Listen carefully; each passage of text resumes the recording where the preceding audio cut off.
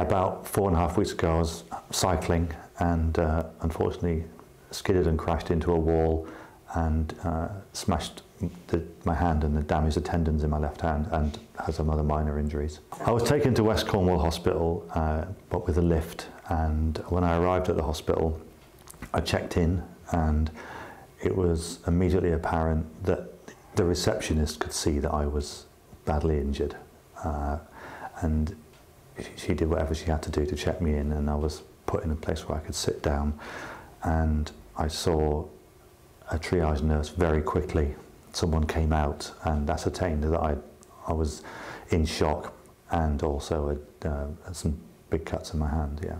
The first thing they did was, the main thing was to explore the wound, so they anaesthetised it and scooped around in it and found out how bad it was. And that was when they ascertained that I'd cut the tendons in my hand.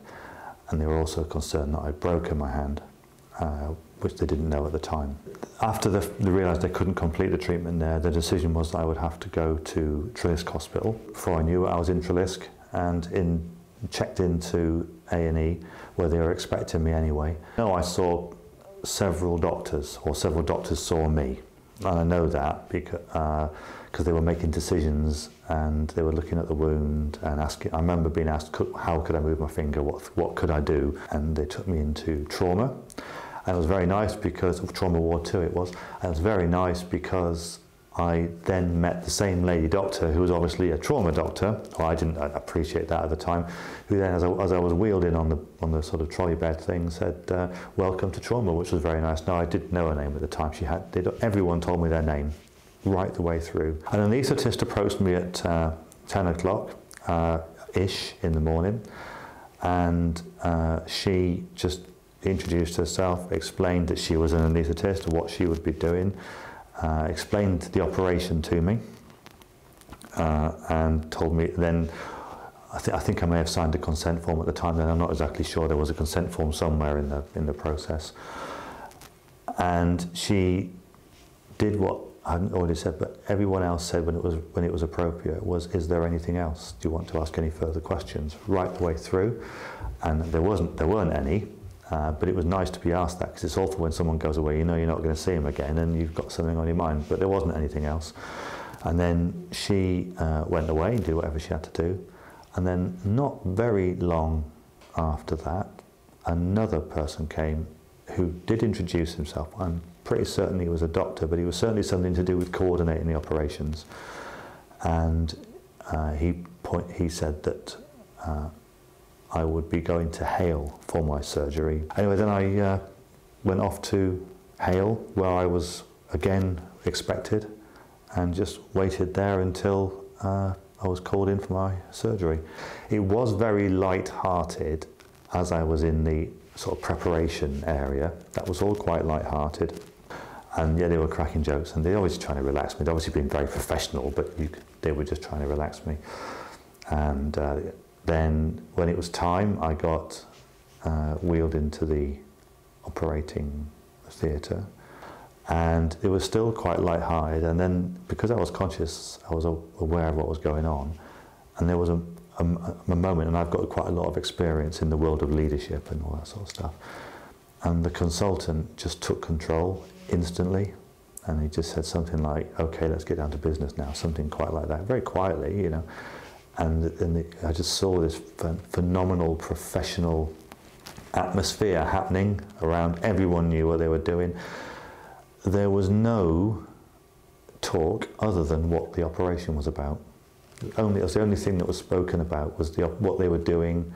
They weren't talking about football or running, unless I did. If I spoke about something, then there was a bit of that. But I didn't have any conversations with the people that were doing the operation. They were on the other side of me. And then when that conversation had run out, it stopped.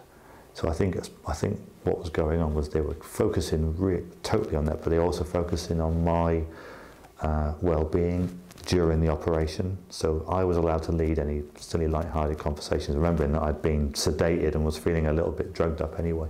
After the operation, and I was discharged from the hospital, the next day I was into the hand clinic, which was a Wednesday, where I saw various doctors who all introduced themselves and all checked on my pain management and that sort of stuff. And then I saw the physiotherapist, where they made a splint for me and gave me some advice, lots of advice actually, and also designed some physiotherapy exercises for me for my hand. I'm 55 years old now. I've never been in hospital before, apart from a few clinics and things. I've taken my children in, but I've never actually been in the hospital for any treatment before.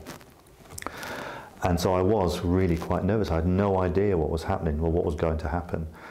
And at every stage, everyone who spoke to me, and I lost count of the number of people, but I still know many of their names, so it's definitely true. They get introduced themselves by giving me their name, and had a small conversation about me, and it just humanized everything. Every time that I can think about was when they'd finished, they asked if there's anything else. And that was a key thing, because I could think about it, and there was a couple of things sometimes, but generally there wasn't anything else. They'd covered most things. But yeah, they asked anything else, and it made it feel then that I had ended the conversation.